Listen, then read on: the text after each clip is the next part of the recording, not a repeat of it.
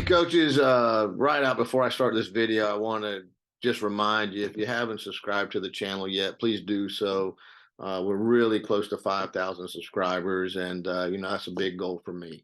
Uh, I wanted to take this episode and tell my best Mike Leach story. We just lost Mike, just not too long ago, and Mike was a tremendous, not just a tremendous coach, he was a tremendous human.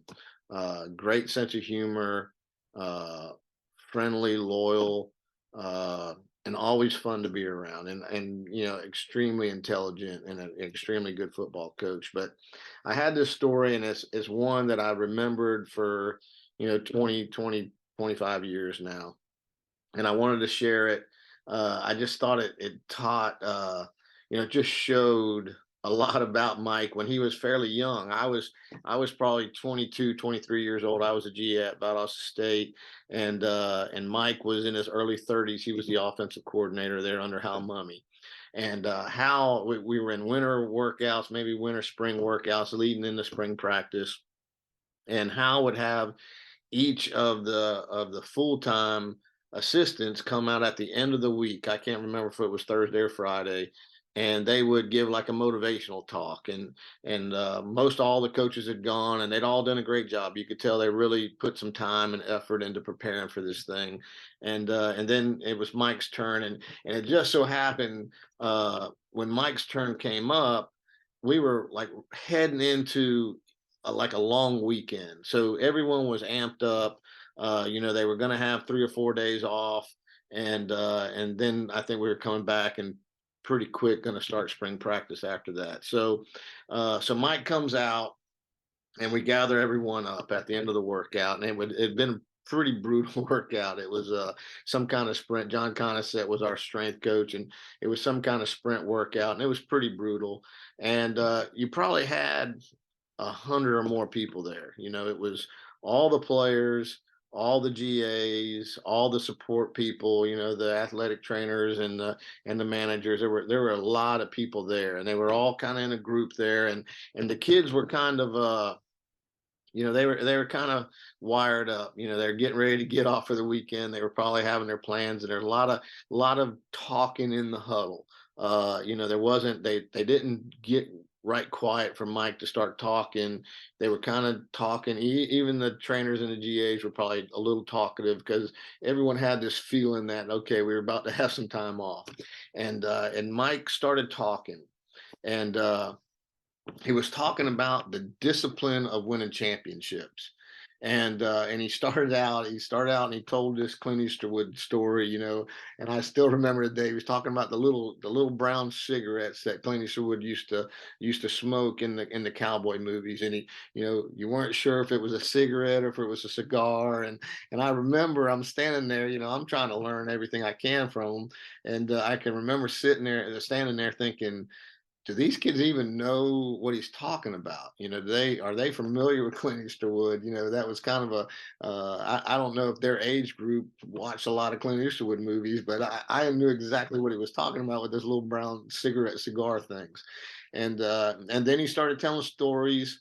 And before he got into pirates, he was big into Indians, and he told a story about a certain tribe who was out in the Midwest in the desert area, and one of their rites of passage, where the young braves had to get a mouthful of water in their mouth, and then they had to run through this course through the desert, and it was, I'm guessing, 10, 15 miles long. I mean, it was a long course.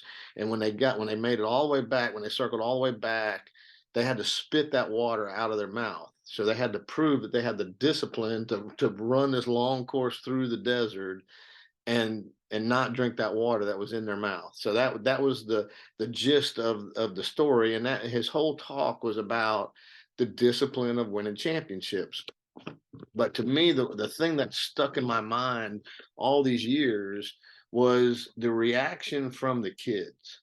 Here we were, like I said, everyone's a little rowdy. And when he started talking, there was still a lot of chatter going on. And he never broke stride. And he always talked in a very low voice. He didn't get loud. And I can just, I think most of us at some point we would have stopped and clapped our hands and said, "Hey," or they would have blown the whistle, doing something to get everyone's attention. But he never did. He just told this story, and it was magical to see that this group went from a bunch of rowdy kids getting ready for the weekend, really not paying attention, really not showing the respect that you should show to the offensive coordinator. And he never said a word. He just got into this story. And it didn't take five minutes before everyone, all over 100 people in this group, everyone was hanging on every word he said. And I always just thought it struck me that there was some magic there. That somehow he transformed this group that was not being respectful, that wasn't paying attention, and in just 5, 6, 7 minutes, he had them hanging on every single word he said. And I think that was one of the Mike Leach secrets, is that he had something special to him. He was never a real he was never a real macho, boisterous coach. He was just a guy who was very intelligent, who knew what he was doing, knew what he wanted to get done, and just had a magical way of bringing kids and bringing adults along with them. Where before you know it, you were leaning in, listening to whatever story he was telling. I remember one time he was out of town, and I sat in his desk chair in his office, and he had this corner where he loved to he would have all kind of like newspaper cutout articles about different just crazy events that happened in all across the country. But he would write letters to the White House, and I can't remember if it was George Bush or Clinton was the president at the time, but he would write these letters to the White House, and then they would and using snail mail now back in the day, and they would write a letter, like a form letter back to him, and he would have his letter and then the form letter next to each other.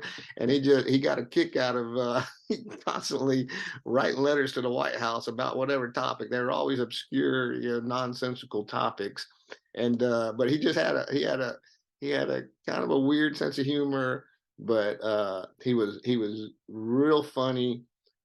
He was real. I wish I could say we stayed close through the years. We really didn't. We stayed friendly through the years. We'd probably talk to each other maybe once a year, twice a year.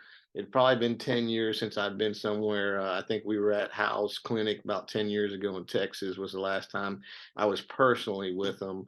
And he was the same guy. He was the same, good, friendly, helpful, loyal guy. And then I think I had him on the podcast a couple of years ago, maybe a year or two ago, and just would do anything to help you. He always had him on my reference page as a reference, and he was just a good human, and had a great family, and he's going to be missed. And I wish you had the chance to know him, because he was a good guy and a great coach. All right, coaches, thank you.